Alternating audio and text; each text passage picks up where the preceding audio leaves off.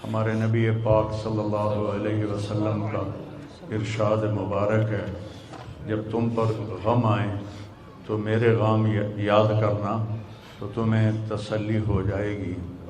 تو جوان بیٹے کی موت دیکھنا یہ وہی جانتا ہے جس پہ گزری ہو، وہی جانتا ہے جس پہ گزری ہو۔ میرے مقدر میں تھا، میں نے ہمیشہ دعا مانگی، یا اللہ مجھے اولاد کا صدمہ نہ دکھانا، یہ ہمیں اٹھا کے لے جائیں، ہم انہیں نہ اٹھائیں۔ لیکن اللہ کی تقدیر وہ غالب ہے اور ہمیں اس پر راضی ہونے کا حکم ہے۔ میرے نبی کی دعا ہے، اللہم انی اسألک الرضا بعد القضاء، یا اللہ تو اپنی تقدیر پر مجھے راضی کر دے۔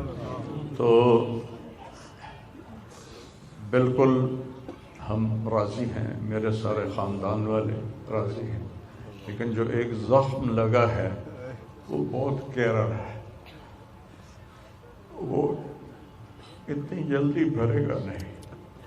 یہ میرا بیٹا سب سے قابل اور لائق بیٹا، تینوں بیٹوں سب سے لائق بیٹا۔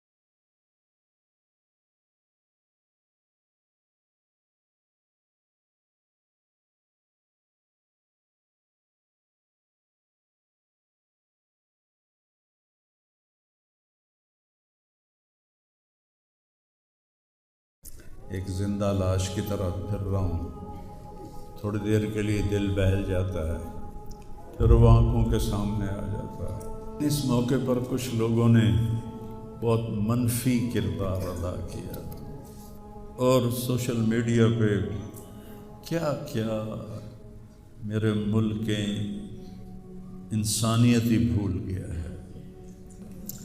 میرے بیٹے کی لاش میرے سامنے ہر وقت نظر آتی رہتی ہے، اور کوئی کہہ رہا ہے خواب جھوٹا بیان کیتا سوں، کوئی کہہ رہا ہے بیان کرنے والا کوئی جھوٹا ہے ہی، کوئی کہہ رہا ہے قرآن خوانی کیوں کیتی سوں، یہ تو حرام ہے، کوئی کہہ رہا ہے دعا کیوں کروائی سوں۔ سارا حلال حرام